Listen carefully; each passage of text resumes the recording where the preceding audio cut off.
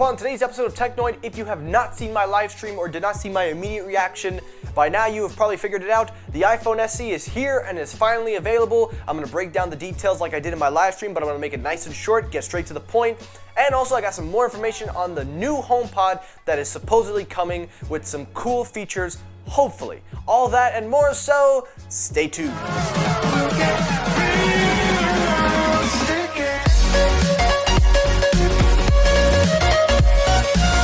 Hey, what is up everybody? Michael here. Welcome back to Technoid. Hope you all are having an excellent day, and to all my Apple fans out there, happy iPhone Day!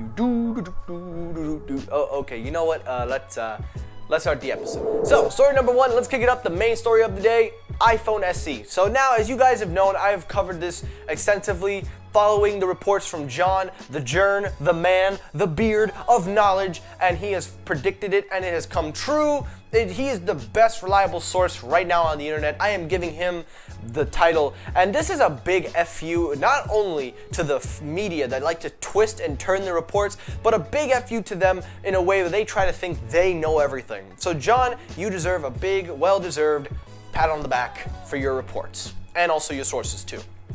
But iPhone SE is finally here. Apple has given the long-awaited budget iPhone its chance back into the sunshine.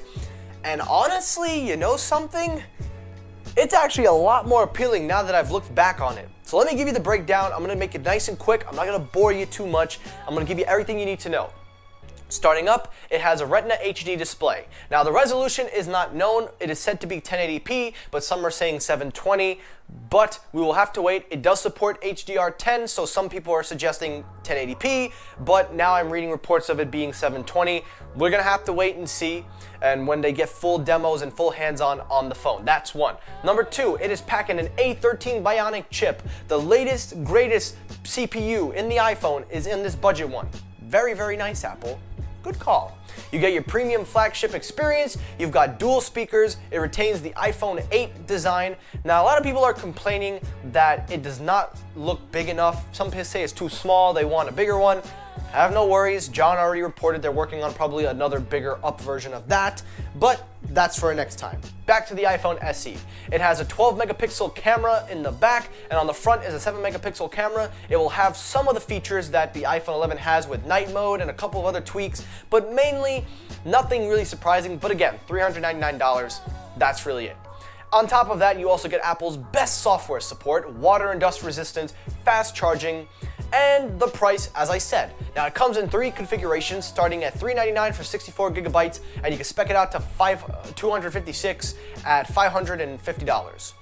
Honestly, I gotta say, after looking back at it and taking a look more into detail, and also for all you cellular fans out there, no 5G support, but that's to be expected at this price range. But I will say this, after looking back at the phone, while Sam and I may disagree and agree on certain aspects, saying that the design and stuff like that, the price point is really where Apple's going to make the biggest splash. And for a while, a lot of Android mid-ranges and some flagship phones have also come in at that price point. But we're talking the iPhone, we're talking iOS, we're talking Apple ecosystem. This is the cheapest and affordable way to get you in to Apple's ecosystem, because honestly, this device will probably not sell well once it goes on sale, but eventually it'll pick up some steam. But here's the thing. For $399, you are not only given a golden ticket into the Apple Eco, but you now have access to everything Apple at $399. You get software of iOS, you get everything, iMessage, FaceTime. So this is basically the dream scenario for people that want to get into the iPhone but cannot afford the new phones, or just don't even want a notch. Because honestly, the form factor, say what you want about it, but it is a notchless display. Just has a chin and bezel. That's all I gotta say. But overall, the iPhone SE, it is a very compelling smartphone. I think it's gonna do well, and honestly, I gotta say, Apple, you surprised me. You put a lot of good stuff in it, and for $399, it's probably gonna be a decent phone. So, good job, Apple. And last story, let's finish it up, HomePod. Now, as you know, I've covered on my previous episode, I talked about the HomePod, how Apple was cutting down the inventory and working on a new HomePod. Well, the reports are now suggesting that yes, Apple is indeed working on the new HomePod. It will be debuting alongside the AirTags they're reporting and will feature AirTag support. You can use the new HomePod, hopefully with a software update also for the older one, but it will ship with the ability to use the air trackers and tell you where the location is. Now, the whole idea is it's supposed to make Siri a lot more smarter when you talk to the device, but also the HomePod will be more reliable as a smart speaker. And I think that's really where Apple needs to focus, making it reliable and making it useful. What's the point of it sounding great if it can't perform on a day-to-day basis like the things that Google and Alexa can do? Sorry if any of your echoes went off. But honestly, I hope that Apple gets it right, and I really hope that they finally pick up some steam with the HomePod. And the HomePod 2, which will probably be a smaller version and a little bit cheaper, that's gotta be the reset button. Apple has to reconfigure this thing and get it down to par. And that's it for today's episode of Technoid. So guys, that's it for the episode. Thank you for watching. And again, if you have not seen my initial reaction to the live stream, I will leave a link at the end of the video. You could see where I broke the news as soon as it was announced, as soon as the clock stroked 11.